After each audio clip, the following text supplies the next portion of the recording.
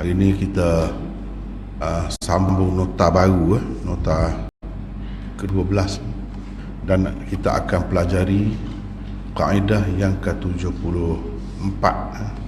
Kaedah yang ke-74. Sab'atu umur yandafi'u biha al-ishkal 'an at-tafsir. Awalan raddul kalimah li ضدها. ثانيا ردها إلى نظيرها. ثالثا النظر فيما يتصل بها من خبر أو شرط أو إيضاح في معنى آخر. رابعا دلالة السياق. خامسا ملاحظة النقل عن المعنى الأصلي. سادسا معرفة النزول.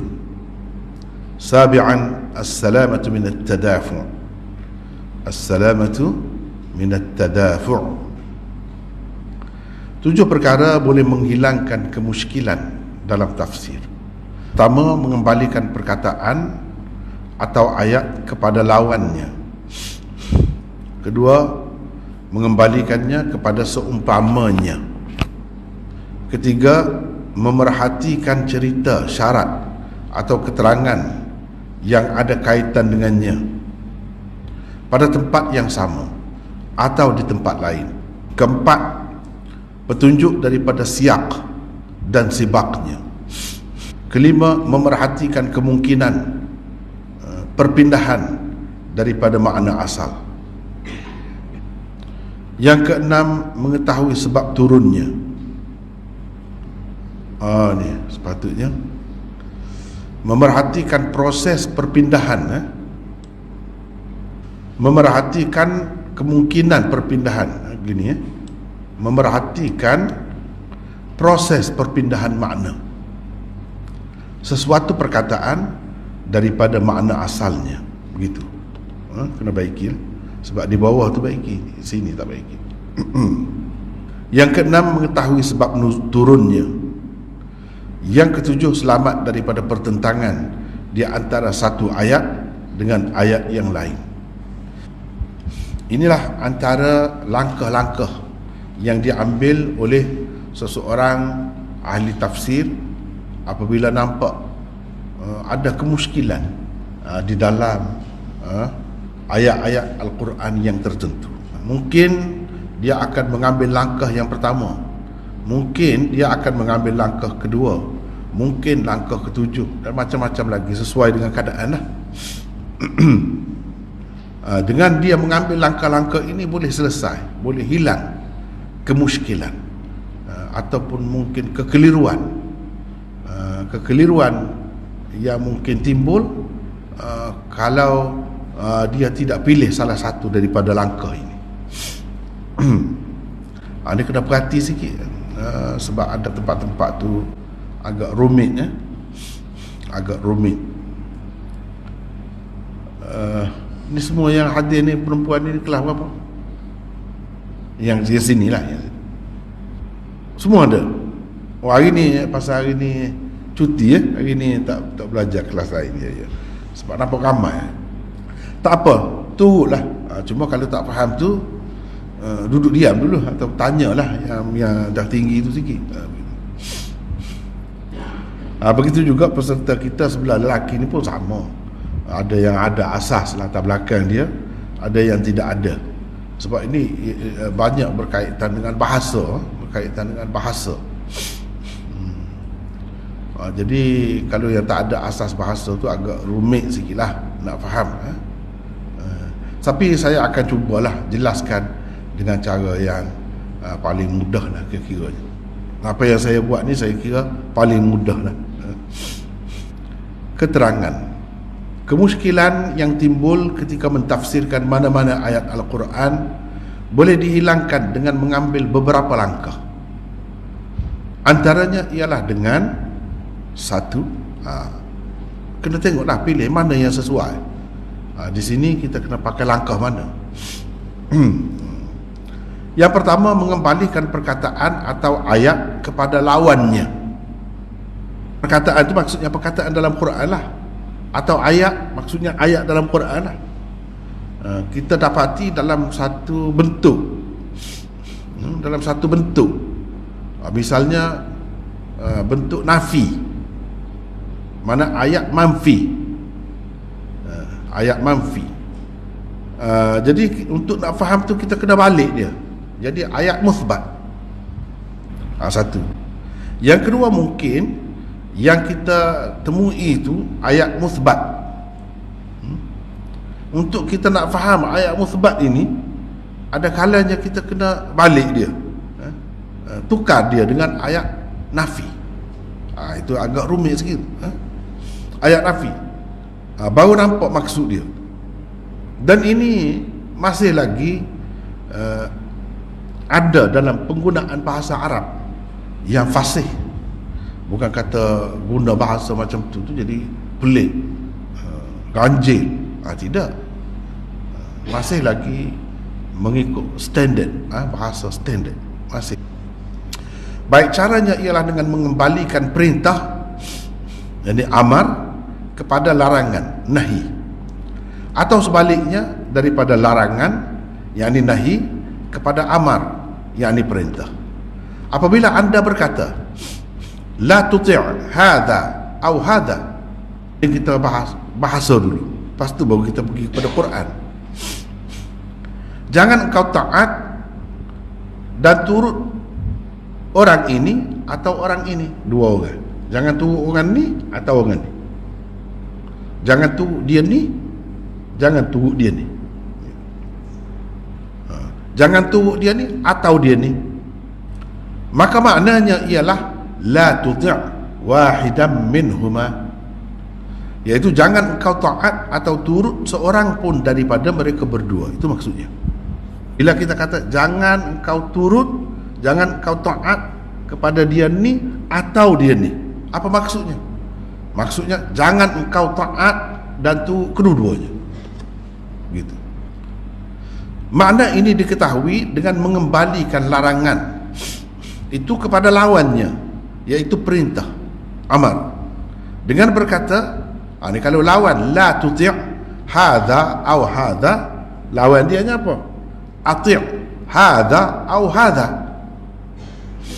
Maksudnya taatlah kepada orang ini atau orang ini, dua orang. Taatlah kepada orang ni, dia ni atau dia ni. Tadi kita larang jangan taat, lawan jangan tu suruh. Jadi kita balik, kita balik dengan kata ati' hadha au hadha, taatlah kepada orang ini atau orang ini, dan maksudnya ialah ati' wahidam minhuma, taat dan turutlah salah seorang daripada mereka berdua. Bukan nak suruh tu kedua-dua, tapi suruh tu seorang, salah seorang. Itu. Maknanya kalau nafi itu bermakna larang daripada turut kedua-duanya, musbatnya makna suruh tu salah seorang, bukan kedua-duanya. Dan maksudnya ialah ati' wahidam minhuma, taat dan turutlah salah seorang daripada mereka berdua. Perintah taat dalam ayat perintah ini ialah kepada salah seorang daripadanya, bukan kedua-duanya. Bukan kepada kedua-duanya sekali, bukan.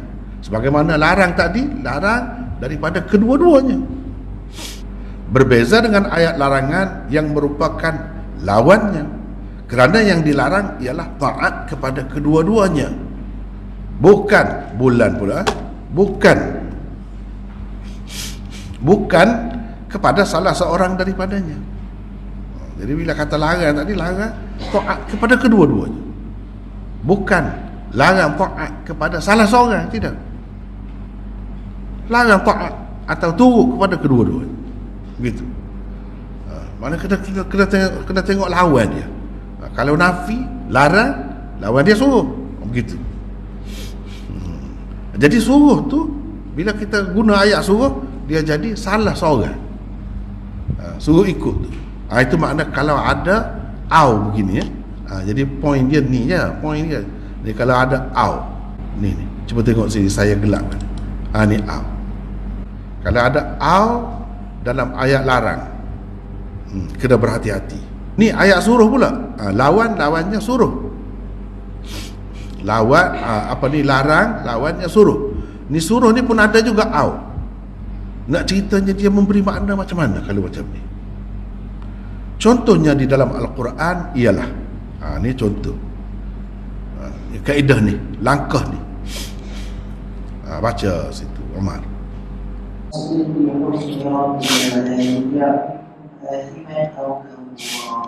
Bermaksud oleh itu hendaklah engkau sabar menerima hukum Tuhanmu dan memberikan kepada golongan yang menentangmu, dan janganlah engkau menurut kehendak orang berdosa di antara mereka atau orang yang kufur jika antara mereka. Cuba tengok ni kan, sini tempat saya garis ni. Janganlah ni maknanya tadilah, kaedah tadilah. Ni ayat larang, la tuti', jangan. Lepas tu dia ada larang daripada dua orang atau dua pihak dengan menggunakan au di sini. Atau dia memberi makna macam mana? Kalau kita terjemah atau pun maknanya macam mana?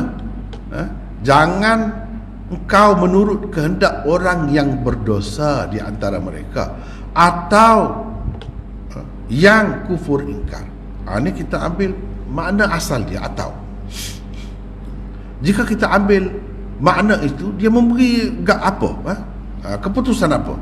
Maksudnya ialah jangan kau menurut kehendak orang yang berdosa di antara mereka dan juga orang yang kufur ingkar. Tadi kan terjemah atau, cuba tengok dalam terjemahan setengah-setengah tafsir dia berbunyi dan di sini. Dan itu bukan makna asal au. Dan itu terjemahan kepada waw. Wala tuti' minhum athiman wa kafura. Tetapi Quran tidak guna wa kafura, dia guna au kafura. Itu masalahnya. Jadi setengah-setengah penterjemah dia guna makna asal bagi au lah, atau. Jadi atau di sini, adakah atau ni memberi makna pilih antara dua? Itu makna asal. Makna asal atau pilih, takhir. Khudh hadha au hadha. Engkau ambil yang ini atau yang ini. Makna suruh pilih antara satu, bukan nak suruh ambil kedua-dua. Ambil salah satu. Tak kira lah yang A ke yang B ke, bolehlah asal salah satu. Itu maksudnya. Khudh hadha au hadha. Itu contoh lain. Ambillah yang ini tu A kita kata, atau yang ini B. Apa maksudnya? Ambil salah satu. Tu kalau suruh. Tu suruh, ayat suruh. Ni larang, bukan ayat suruh, larang. Kalau suruh makna dia ambil salah satu. Orang yang berkata begitu, dia tidak suruh kita ambil kedua-duanya, atau tidak ambil kedua-duanya. Dia suruh kita ambil satu, salah satu. Tak kira lah yang A ke yang B ke. Itu maksudnya. Baik, kalau larang, jangan ambil yang ini atau yang ini. Dia sama dengan makna jangan ambil yang ini dan yang ini. Sama. Itu kena perhati. Maknanya jangan ambil kedua-duanya, bukan ambil satu. Yang bukan larang atau ambil kedua-duanya. Tidak. Yang larang ambil kedua-duanya, bukan nak suruh. Kalau kata ambil satu tak apa, bukan. Larang kedua-duanya. Sama juga dengan kita kata jangan engkau ambil yang ini dan yang ini, atau tu sama dengan dan. Di situ. Dah kalau sama, kita rasa tidak kurang mengelirukan kalau kita guna dan. Kenapa Allah guna au? Itu soalnya. Itu soalnya.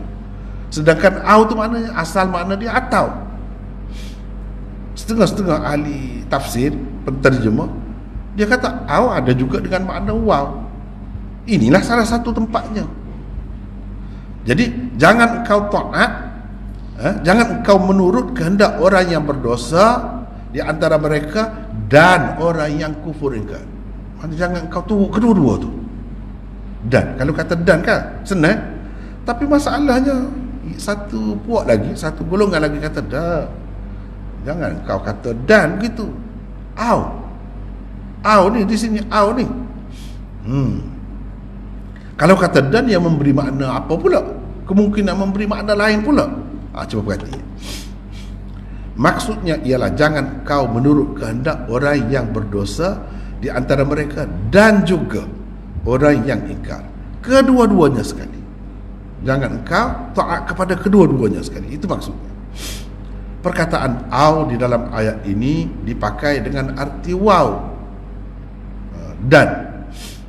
Kenapa tidak dipakai saja perkataan waw di situ kalau begitu? Dan kalau sama dengan waw, kenapa tak pakai waw? Inilah benda yang mengelirukan. Benda yang mengelirukan. Sebab itu tajuk dia apa tadi kita baca tadi? Kaedah ni. Untuk mengelak kemuskilan. Di situ timbul kemuskilan. Kenapa dia guna au? Kalau guna waw kan selesai kita kata. Ada rahsia tu. Ada rahsia tu. Orang yang pilih ambil jalan kata au tu dengan makna wah, dia kata selesai dah aku selesai. Kamu lah pula jawab. Sebab kamu guna au tu. Baik. Kenapa? Jawabnya ialah kerana ia mewahamkan larangan daripada taat kepada kedua-dua sekali. Bukan larangan taat kepada salah seorang daripadanya. Padahal yang dikehendaki ialah tidak taat kepada kedua-duanya. Jawabnya ialah kerana ia mewahamkan itu mengelirukan. Boleh menyebabkan jadi orang salah faham. Itu mewahamkan larangan daripada taat kepada kedua-dua sekali. Yang dilarang itu kerana taat kedua-dua sekali. Kalau taat kepada salah seorang tidak dilarang. Sesoalannya begitu. Padahal kalau salah seorang pun larang juga. Kalau kedua-dua pun lagilah dilarang. Kalau seorang pun larang juga. Itu benda halus sangat. Yang dilarang ialah kedua-duanya, bukan nak suruh pilih salah seorang, tidak. Mana kalau kamu tak taat, kalau kamu taat kepada salah seorang daripadanya boleh. Yang tak bolehnya kedua-dua tu, kalau taat kedua-dua. Kalau salah seorang boleh. Kedua-dua tu tidak. Itu kalau kita guna waw. Kalau kita guna waw. Penggunaan au pula memberi arti jangan taat kepada orang ini atau orang itu. Orang ini pun tidak boleh taat, orang itu juga tidak boleh taat. Itu maksudnya. Kalau taat kepada salah seorang pun dilarang, maka taat kepada kedua-duanya lebih-lebih lagi lah dilarang. Itu maksudnya. Itu faedah guna au. Kalau kita guna waw, sesoalan yang dilarang tu, kalau kita taat kedua-duanya sekali, maksudnya tidak dilarang kalau taat kepada salah seorang. Kalau kedua-dua itu yang dilarang. Itu makna waw. Kalau guna waw. Kalau guna au ni, mana salah seorang pun dilarang. Apatah lagi kalau dua-dua. Begitu. Kalau dua-dua, lagilah dilarang. Jadi penggunaan au lebih menguatkan lagi arti larangan taat kepada kedua-duanya. Itu maksudnya. Lebih menguatkan lagi.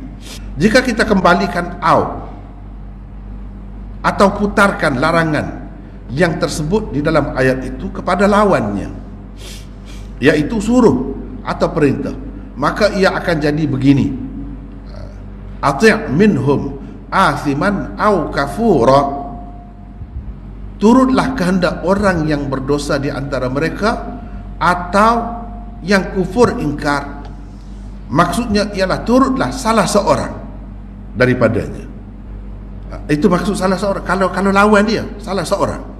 Kalau begitu lawannya dalam bentuk larangan semestinya mencakupi orang yang berdosa dan orang yang kufur ingkar, kedua-duanya sekali. Itu. Kalau larang itu mana kedua-dua sekali. Tapi kalau suruh, mana salah seorang. Tapi adakah Allah suruh taat kepada salah seorang ni? Tak ada suruh.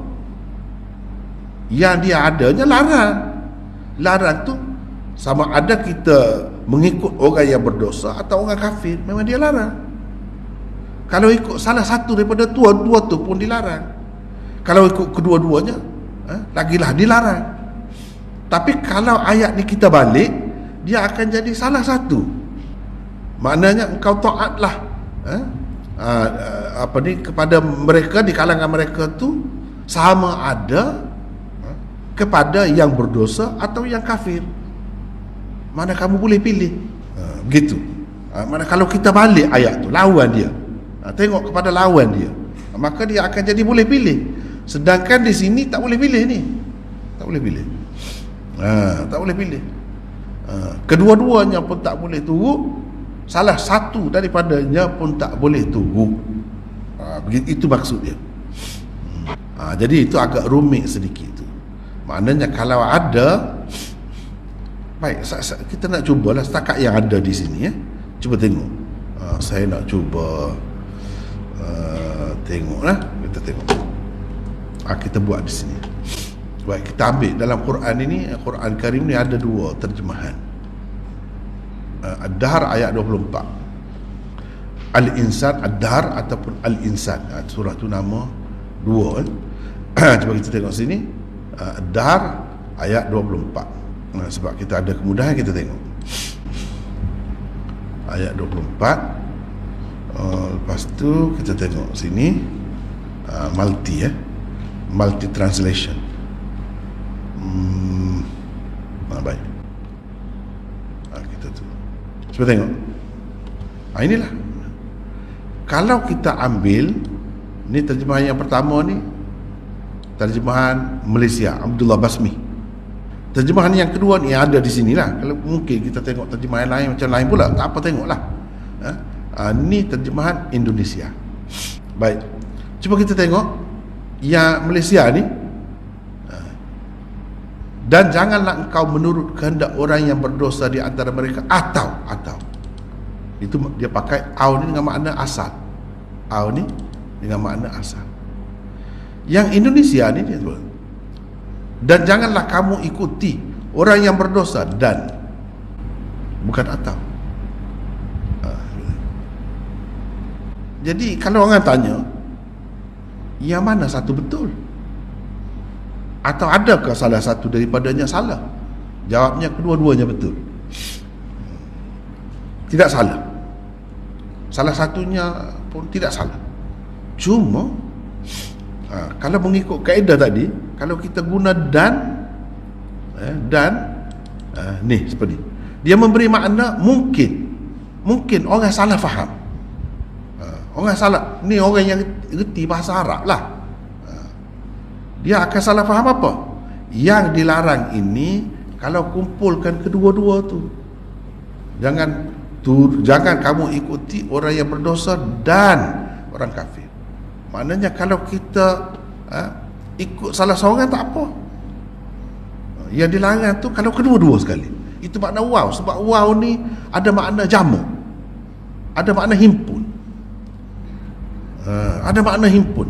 Sebab itu kata golongan yang pertama dia guna atau. Kalau kita guna atau, maknanya yang ini pun tak boleh turut, yang ini pun tak boleh turut kalau satu-satu. Kalau dua pun tak boleh juga.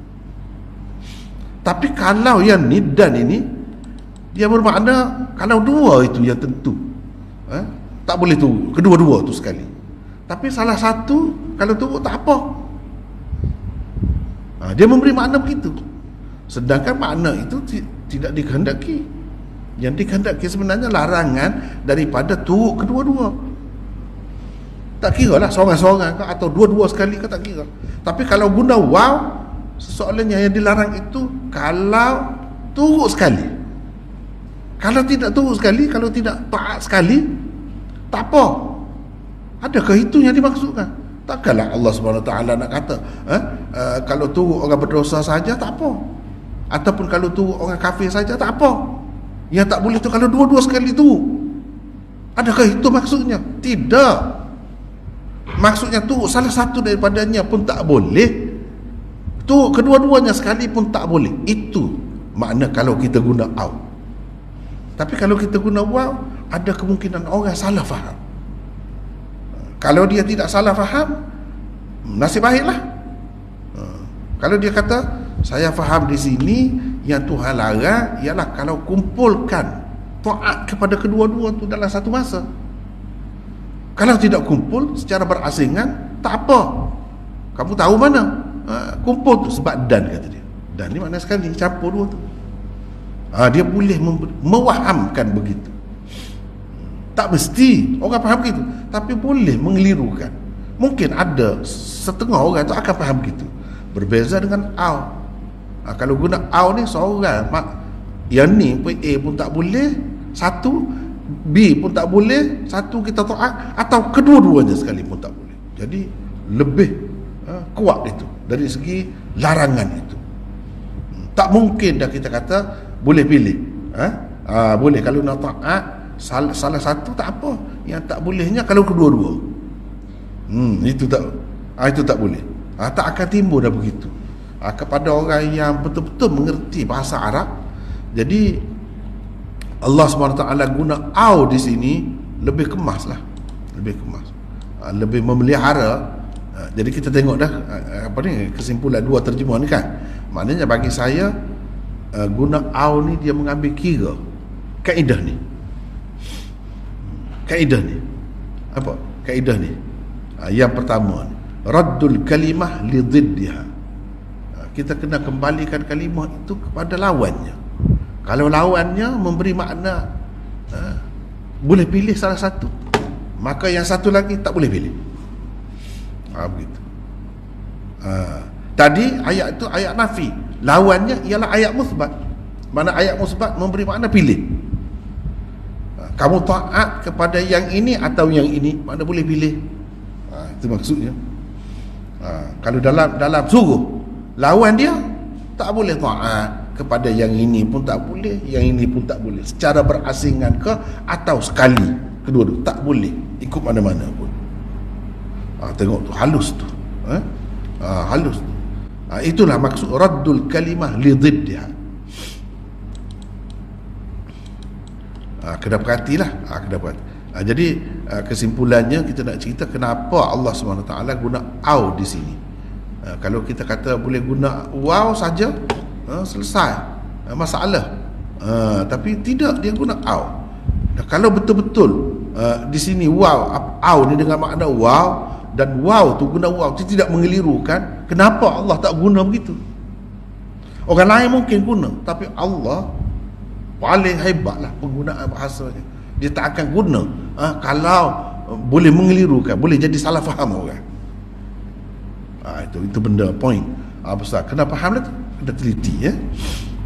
Baik, itu yang pertama. Yang kedua, mengembalikan perkataan atau ayat kepada seumpamanya. Kepada seumpamanya. Ini salah satu cara juga. Kita nak dapat tafsir yang baik, yang betul. Bila kita bertemu satu perkataan, jangan berhenti di situ. Tengok perkataan itu di lain macam mana, yang seumpama. Ataupun kita dapati satu ayat begini, kita kena tengok pula ayat lain yang lebih kurang macam tu. Apa makna yang diberikannya? Jadi kena ambil kira. Jangan tengok satu saja begitu, tanpa mengambil kira nazair, asbah dan nazairnya yang serupa dengannya. Kena ambil kira. Contohnya di dalam Al-Quran ialah firman Allah ini yang kita telah lalu dah, siratal ladzina an'amta alaihim, iaitu jalan orang-orang yang engkau telah kurniakan nikmat kepadanya. Siapa ni? Kita nak tahu siapa ni. Jalan orang-orang yang engkau telah berikan nikmat kepada mereka ni.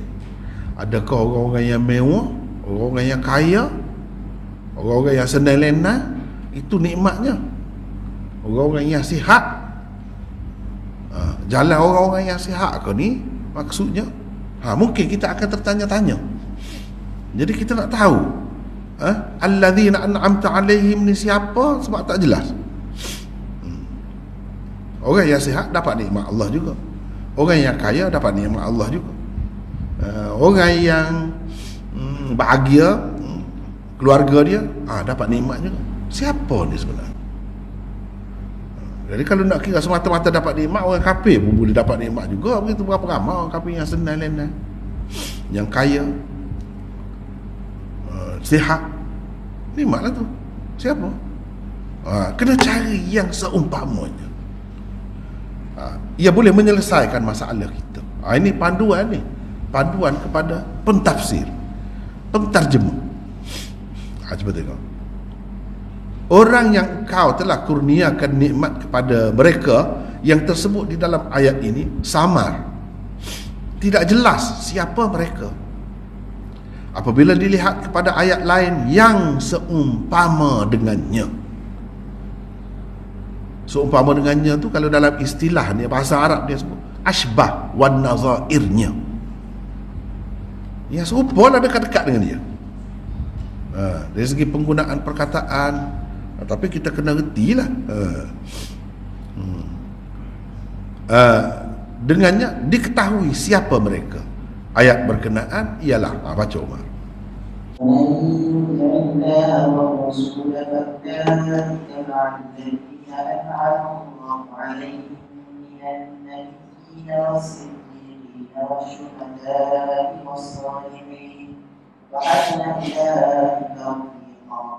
Termasuk orang-orang yang taat kepada Allah dan Rasulnya, mereka akan disebabkan syurga bersama-sama orang-orang yang telah menggunakan nikmat Allah, yaitu Nabi-Nabi, orang-orang siddiqin, orang-orang yang syahid, dan orang-orang yang saleh. Mereka itulah tempat yang sebaik-baiknya. Jadi tengok tempat yang saya garis itu saja. Tengok situ saja. Sebab kalau kita ambil setakat tu boleh, cumanya tak lengkap lah ayat tu kan. Jadi kalau dengan lengkap tu kita boleh nampak latar belakang dia tu. Jadi siratal ladzina an'amta alaihim. Di sini an'amallahu alaihim ni. Kalau saya buat dulu garis tu semua tu begini jadi. Ini saja. Alladzina an'amallahu alaihim. Bukan sama tu. An'amta, cuma itu untuk mukhatab. Ni an'ama. Ta tu an'amta, ta tu Allah lah.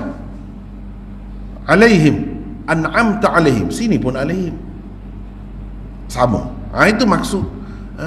Kembali kepada ayat yang sama. Lebih kurang sama dengan dia. Kamu akan dapat di situ penjelasannya. Jadi siapa di sini? Min bayaniyah. Bayan. Min menjelaskan alladzina tu. Alladzina tu isim mausul. Isim mausul ni mubham. Isim yang mubham, yang samar, tak jelas maknanya. Jadi perlu ada penjelas. Mana penjelasnya? Sebab itu kita terjemah iaitu. Jadi min itu menjelaskan iaitu siapa? Alladzina an'amallahu alaihim. Nabi-nabi, orang-orang siddiqin, orang-orang yang syahid, dan orang-orang yang salih. Ni alladzina an'amta alaihim dalam surah Baqarah, dalam surah Fatihah itu. Jadi ia dijelaskan oleh ayat 69 dalam surah An-Nisa. Sebab ayatnya lebih kurang sama, sedikit saja perbezaannya. An'ama dengan an'amta. Ta tu maksudnya Allah dah lah. Cuma ini dalam bentuk ni, di sana tidak dijelaskan. Jadi kita pun dapat tahulah bahawa alladzina an'amta alaihim tu nabi-nabi. Nabi-nabi ni tidak semesti dia kaya. Bukan semua nabi kaya. Kalau kita kata orang-orang yang diberi nikmat tu orang-orang yang tak ada masalah, tak ada cabaran hidup, tak ada ujian yang banyak, maka nabi-nabi adalah orang yang paling banyak dapat ujian, cabaran dalam hidupnya. Kadang-kadang cabaran tu mengancam nyawanya, mengancam nyawanya, hampir-hampir tak boleh duduk diam. Ada saja pergi perang. Nabi kita saja tu tengok perang banyak mana. Itu perang saja. Lepas tu ujian ni banyak ujian. Dan dalam hadis pun disebut, yang orang yang paling banyak ujian nabi-nabi lah. Tapi kalau kita fikir dengan akal kita, orang yang diberikan nikmat tu, kita nampak orang yang senang lena lah. Tak ada banyak cabaran dalam hidup dia, senang. Nabi-nabi ada sakit. Jadi bukan kata sihat. Itu maksud di situ tu, orang-orang yang kau kurniakan nikmat, bukan maksudnya orang sihat semata-mata. Sebab Nabi pun ada sakit, orang siddiqin pun sakit, syuhada mati kerana Islam, mati kena bunuh. Itu syuhada. Apakah itu tak ada, bukan ujian, bukan cabaran yang dahsyat lah. Maknanya an'amta alaihim, jangan kita bayangkan nikmat seperti yang kita bayangkan tu. Bukan begitu. Orang ni tak kira lah, nasib lah. Kalau Tuhan bagi ujian kepada dia besar. Kalau tak ada ujian, dia lepaslah dia. Tapi setiap manusia ni ada uji. Tuhan uji. Liyabluwakum fima atakum. Itu dalam ayat yang lain. Untuk Tuhan uji pada apa yang ia kurniakan kepada kamu. Tuhan kurniakan kepada kita sihat. Kita buat apa dengan sihat? Tuhan nak uji dengan sihat kita lah tu. Tuhan bagi mata kepada kita. Kita buat apa dengan mata tu? Tuhan nak ujilah dengan mata kita. Orang tak ada mata, orang buta, tak ada dah ujian Allah pada mata tu. Untuk dia tak ada. Tuhan bagi rezeki kaya seseorang tu. Tuhan nak uji dengan harta lah dia. Jangan nampak nikmat saja. Ujian tu. Orang yang tak ada harta, tak ada dah ujian dia. Di situ. Itu maksud untuk Tuhan uji kamu pada apa yang dia telah berikan, kurniakan kepada kamu. Kalau Tuhan itu bagi orang tu bijak, alim, dia buat apa dengan kealiman dia, bijak dia tu? Dia buat apa? Tapi kalau orang tidak diberikan, kita tak ada dah dia, tidak dipersoalkan. Kalau tidak, kena soal setiap yang Tuhan bagi. Kena soal. Kalau kamu boleh menulis, kenapa kamu duduk tulis banyak buku-buku lain, buku tentang Quran, buku tentang agama, tak tulis? Kenapa? Berat juga kalau macam tu. Sebab itu kurniaan Tuhan. Tuhan akan soal. Tapi kalau orang yang tak ada kemampuan tu, tak ada dah soalan tu. Kenapa kamu tak tulis? Memang saya tak pandai menulis. Benda-benda lain, artikel dalam surah khabar ke apa pun saya tak reti. Usahakan nak menulis tentang Quran, nanti salah pula. Dia jawab begitu, memang tak akan tanya apa. Begitulah juga yang lain-lain. Jadi bukan bermakna nikmat ni senang, ada duit banyak, sihat, bahagia saja, keluarga tak ada cabaran apa. Kalau macam tu, Nabi-Nabi ni tidak alladzina an'amta alaihim lah. Sebab hampir berapa kali, berpuluh kali perang. Lepas tu cabaran ni lagi banyak lagi. Kena tuduh lagi. Kena tuduh penyair lah, kena tuduh tukang sihir lah, kena tuduh gila lah, macam-macam. Itu orang yang dikatakan diberikan nikmat. Tengok sini. Sebab itu kena tengok yang seumpamanya. Yang carilah. Sebab itu penting orang menghafal Al-Quran. Tapi kalau hafal saja tak faham pun tak ada guna juga. Tak tahu lah. Hafal Quran, mengaji pula. Dia dapat lah. Benda tu dia dapat. Ini saya bagi contoh saja ya, contoh. Firman Allah di bawah ini juga boleh dijadikan sebagai contohnya. Baca. Ya ayyuhalladzina amanu in yataqallakum ala a'qabikum fadaqatu khasirin. Bermaksud, wahai orang-orang yang beriman, jika kamu taatkan orang-orang yang kafir, nescaya mereka akan menerap kamu kembali kepada kekufuran atau memurtadkan kamu, lalu menjadikan kamu orang-orang yang rugi. Surah Al-Imran ayat 149. Baca. Firman Allah ini menyatakan orang yang murtad akan rugi. Dan tidak tersebut di sini dalam keadaan mana mereka akan kerugian. Adakah kerugian itu akan dilakukan syarat atau dengan syarat tertentu? Apabila dilihat pada ayat lain yang seumpamanya, ternyata kerugian itu akan berlaku dengan syarat atau dalam keadaan tertentu sahaja. Lihat ayat seumpamanya di bawah ini. وَلَا يَزَالُونَ يُقَاتِلُونَكُمْ حَتَّى يَرُدُّوكُمْ عَنْ دِينِكُمْ إِنِ اسْتَطَاعُوا وَمَنْ يَرْتَدِّ مِنكُمْ عَنْ فيموت وهو كافر فأولئك حبطت أعمالهم في الدنيا والآخرة وأولئك أصحاب النار هم فيها خالدون. Bermaksud, dan mereka yang orang kafir itu sentiasa memerangi kamu hingga mereka mahu memalingkanmu dari agamamu kalau mereka sanggup melakukan demikian. Dan sesiapa yang akan kami murtad berpandang dari agama Islam, lalu ia mati sedang dia tetap kafir, maka orang-orang yang demikian merasa binasilah amal usahanya yang baik di dunia dan di akhirat, dan mereka itulah ahli neraka, kekal mereka di dalamnya selama-lamanya. Al-Baqarah 27. Ayat ini menjelaskan kemudian tersebut di dalam ayat ke-149 surah Al-Imran yang dikemukakan sebelum ini hanya akan berlaku apabila ada syarat atau keadaan tertentu, yaitu jika dia mati sedang dia tetap kafir. Mafhumnya ialah jika dia tidak mati dalam keadaan kafir, maka malah sempat bertaubat dengan kembali memeluk semula bukan Islam, maka tidak akan rosak binasa atau sia-sia amal usaha yang baik di dunia dan di akhirat. Mereka juga bukan ahli neraka yang akan kekal di dalamnya selama-lamanya. Nah, itu maksud dia. Tapi kalau kita tengok yang pertama tadi, nampak rugi. Bila murtad itu rugi. Rugi itu macam mana? Tanpa syarat ke? Dalam keadaan macam mana? Semata-mata murtad. Lepas tu kalau dia balik semula kepada Islam, macam mana? Sebab itu benda tu boleh berlaku. Dan banyak berlaku. Jadi setengah-setengah ulama kata tak boleh dah, sia-sia dah. Sia-sia dah. Maknanya kalau dia dia kena semayang semula. Sebab semayang yang dulu tak jadi, sia-sia. Itulah yang dikatakan rugi tu. Boleh jadi difahami begitu. Tapi kalau kita tengok ayat yang kedua ni, fayamut wa huwa kafirun, dia macam ada syarat ini.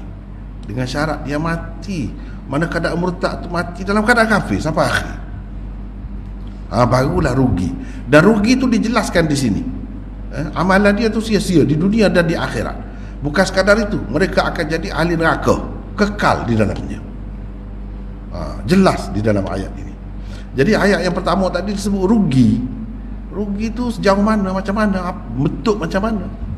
Lepas tu tanpa syarat ke? Bila murtad saja, walaupun balik semula kepada Islam lepas tu, hapus juga ke? Rugi juga ke yang dia buat dulu tak jadi ke? Kena buat semula pula ke? Kena qada ke macam mana? Dia ada khilaf di kalangan ulama di situ. Tetapi ramai ulama juga menyebutkan bahawa ini contoh ni dengan syarat ini baru berlaku, dengan syarat fayamut, lepas tu dia mati dalam keadaan kafir.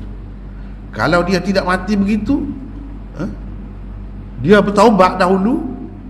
Sebab ada juga sahabat Abdullah bin Sa'ad bin Abi Sarah, dia jadi gubernur di Mesir di zaman Sayyidina Uthman. Dia pernah murtad, lepas tu dia balik semula. Macam mana? Adakah dia tidak sahabat atau sahabat? Jadi jawabnya jumhur ulama, boleh katakan ulama kata dia ni sahabat. Maknanya tidak terhapuslah amalan dia dulu. Sebab dia tidak mati dalam keadaan kafir. Dia tidak mati dalam keadaan kafir, dia kembali semula kepada Islam. Dia dapat balik. Cuma yang seterusnya dia kena buat lah. Begitu. Tidak kata kena qada apa, tidak. Sebab dia pegang dengan ni lah. Jadi ayat ni nanti Al-Baqarah 217. Saya nak tunjuk sedikit ya, sebab kita ada tulis dah ni. Ni tafsir 217. Kita dah tulis ni yang kita duduk baca malam Khamis tu lah. Malam Khamis tu 217. Cuba tengok ni. Dan sesiapa di antara kamu yang murtad, berpaling tanda dari agamanya, yakni agama Islam, lalu ia mati sedang ia tetap kafir,